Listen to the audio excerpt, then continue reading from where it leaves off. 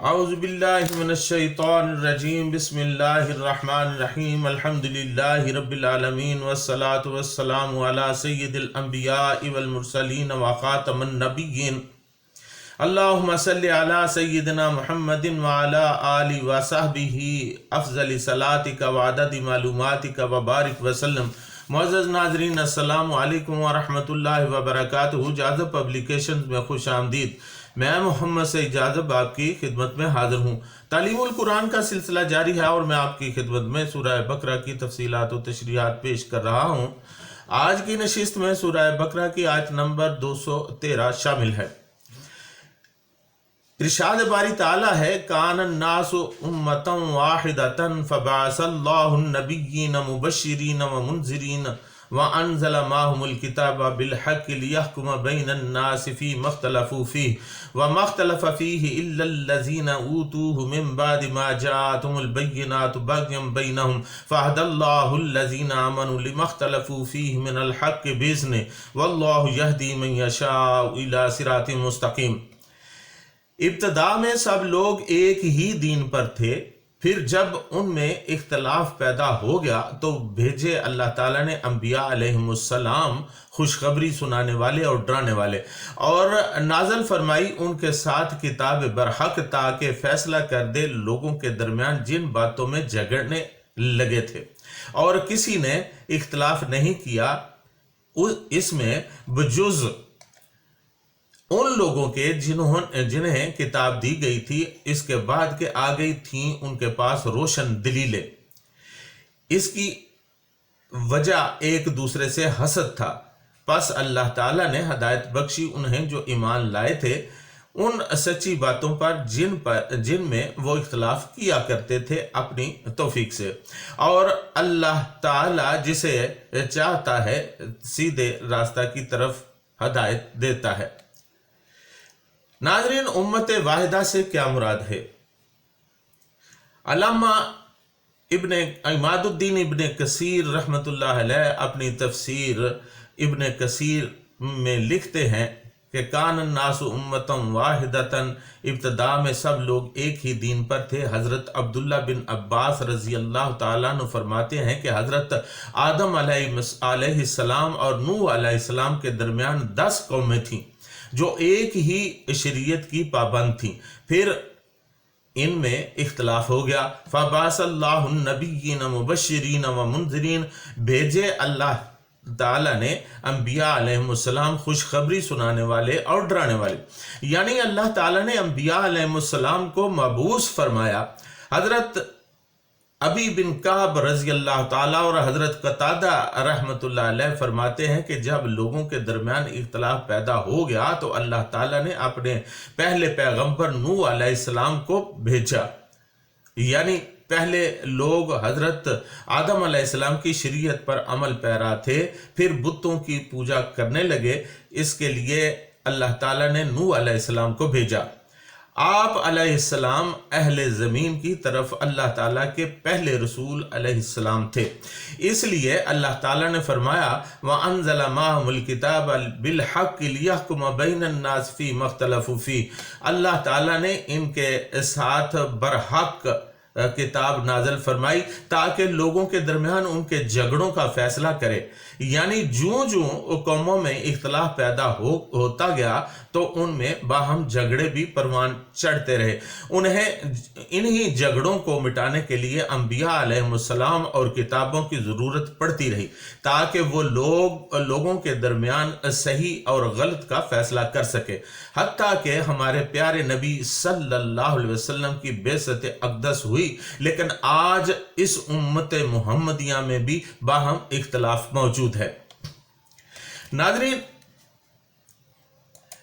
دوسرے علماء نے بھی کچھ اپنی تحاریر میں فرمایا ہے، جیسا کہ علامہ قرطبی رحمۃ اللہ علیہ لکھتے ہیں تمام لوگ امت واحدہ تھے، اس کا معنی یہ ہے کہ تمام لوگ دین واحد پر تھے۔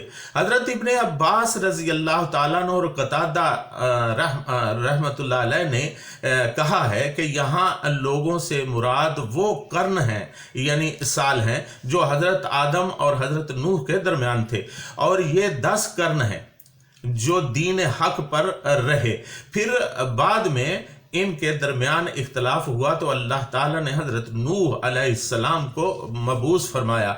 ابن ابی خثیمہ رضی اللہ تعالیٰ عنہ نے کہا کہ اس سے حضرت آدم علیہ السلام سے لے کر حضرت سیدنا محمد صلی اللہ علیہ وسلم تک کے قرن مراد ہیں، اور یہ 5800 سال کے زمانہ پر محیط لوگ ہیں، کہ ایک قول ہے کہ اس سے زیادہ زمانہ کے لوگ ہیں۔ حضرت آدم علیہ السلام اور حضرت نوح علیہ السلام کے درمیان 1200 سال گزرے۔ حضرت آدم علیہ السلام 960 سال زندہ رہے۔ ان کے زمانہ میں تمام لوگ ایک دین پر تھے، فرشتے ان سے مصافحہ کرتے تھے۔ پھر حضرت ادریس علیہ السلام حضرت نوح علیہ السلام کے بعد مبعوث ہوئے تھے۔ کلبی اور واقدی رحمۃ اللہ علیہ نے یہ کہا ہے کہ اس سے مراد حضرت نوح علیہ السلام اور ان کی کشتی کے لوگ ہیں۔ یہ تمام لوگ دین حق پر تھے۔ حضرت نوح کی وفات کے بعد ان میں اختلاف ہو گیا۔ حضرت ابن عباس رضی اللہ تعالیٰ عنہ کی تفسیر یہ ہے کہ تمام لوگ امت واحدہ تھے، یعنی تمام لوگ کافر تھے، اور حضرت ابن مسعود رضی اللہ تعالیٰ عنہ کی قرات سے یہ مستفاد ہے کہ پہلے تمام لوگ دین حق پر تھے، بعد میں انہوں نے مختلف دنیاوی اغراض کی بنا پر ایک دوسرے سے اختلاف کیا اور بغاوت کی، تو اللہ تعالیٰ نے ان کی ہدایت کے لیے انبیاء اور رسل بھیجے۔ ہم پہلے بیان کر چکے ہیں کہ کل نبیوں کی تعداد 1,24,000 ہے، اور اس میں 313 رسول ہیں۔ محققین کے نزدیک اس آیت کی صحیح تفسیر یہی ہے کہ پہلے تمام لوگ دین حق پر تھے، بعد میں ان کے درمیان اختلاف ہوا، اور اس پر پھر جو دلائل ہیں کچھ اس طرح ہیں۔ پہلی دلیل یہ ہے کہ اس آیت میں یہ فرمایا گیا ہے کہ پہلے تمام لوگ ایک دین پر تھے، پھر ان میں اختلاف ہوا تو اللہ تعالیٰ نے رسولوں کو بھیجا۔ اگر وہ تمام لوگ کفر پر تھے تو رسولوں کو پہلے بھیجنا چاہیے تھا۔ دوسری دلیل یہ ہے کہ نقل متواتر سے یہ ثابت ہے کہ اللہ تعالیٰ نے حضرت آدم کو ان کی اولاد کی طرف مبعوث فرمایا۔ ان کی تمام اولاد مسلمان اور اللہ تعالیٰ کی اطاعت گزار تھی، اور اس وقت تک ان میں کوئی اختلاف نہیں ہوا، حتیٰ کہ قابیل نے حسد سے حابیل کو قتل کر دیا۔ تیسری دلیل یہ ہے کہ جب طوفان سے تمام روئے زمین کے لوگ غرق ہو گئے اور صرف کشتی کے لوگ بچے، یہ باقی ماندہ لوگ سب دین حق پر تھے۔ پھر اس کے بعد ان میں اختلاف ہوا۔ یہ حضرت نوح علیہ السلام کے زمانے کی بات ہے۔ امام بخاری رحمت اللہ علیہ حضرت ابو ہریرہ رضی اللہ تعالیٰ عنہ سے روایت کرتے ہیں کہ رسول اللہ صلی اللہ علیہ وسلم نے فرمایا، ہر مولود فطرت اسلام پر پیدا ہوتا ہے، یعنی ہر نیا بچہ جو پیدا ہوتا ہے وہ فطرت اسلام پر پیدا ہوتا ہے، پھر اس کے ماں باپ اس کو یہودی بنا دیتے ہیں یا نصرانی بنا دیتے ہیں یا مجوسی بنا دیتے ہیں یا پھر مسلمان بنا دیتے ہیں۔ یہ حدیث اس بات پر دلالت کرتی ہے کہ اگر کسی بچہ کو اس کی اصل فطرت پر چھوڑ دیا جائے تو وہ کسی باطل دین پر نہیں ہوگا۔ کسی باطل دین کو اختیار کرنے کے سبب اس کے والدین کی کوشش ہوتی ہے، یا دنیا کی محبت یا حسد، بغض اور دیگر اغراض فاسدہ ہوتی ہیں۔ پانچویں دلیل یہ ہے کہ اللہ تعالیٰ نے یوم میثاق میں فرمایا، الستُ بربکم قالوا بلا، یہ سورہ اعراف کی آیت نمبر 172 ہے، کیا میں تمہارا رب نہیں ہوں؟ سب نے کہا کیوں نہیں؟ उस दिन सब लोगों का एक ही दीन था और वो दीन हक था। चुनांचे इस आयत से मालूम होता है कि अल्लाह ताला के नज़दीक तमाम इंसान बनी नौ इंसान के लिए एक ही दीन है और वो दीन इस्लाम है। अल्लाह ताला ने तमाम नबियों और रसूलों को इसी दीन की रहनुमाई के लिए भेजा है।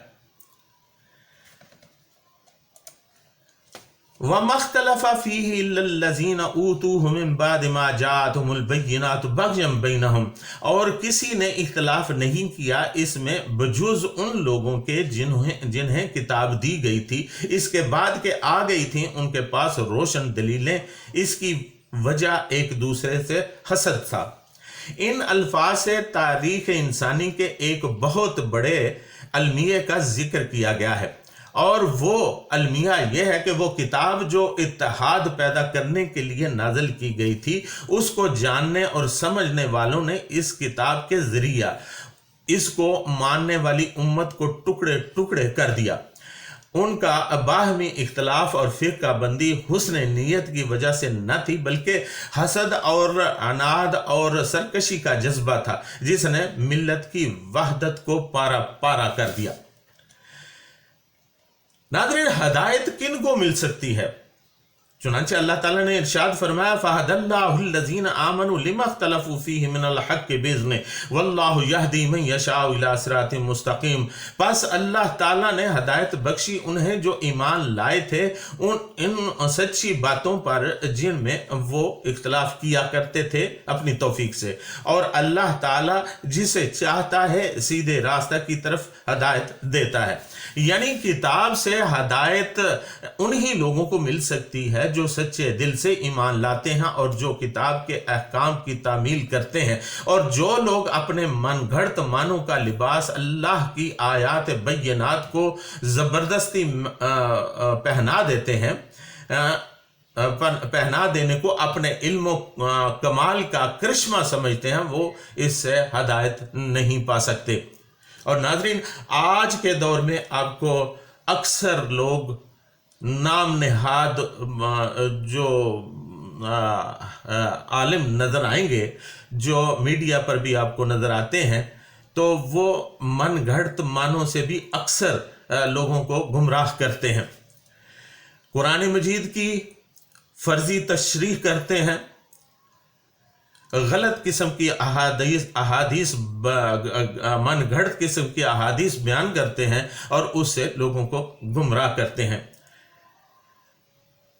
आपसे इस्तदा है कि लोगों को सुनते वक्त अपने दिमाग की खिड़कियां खोल कर रखा करें, ताकि आपको और उनकी बातों का तज्जिया भी किया करें, ताकि आपको सही बात समझ में आ सके और सही उलमा से सही बात समझने की कोशिश करें। अल्लाह ताला हमें इस बात की तौफीक अता फरमाए। वमा अलैना इल्लल बलागुल मुबीन।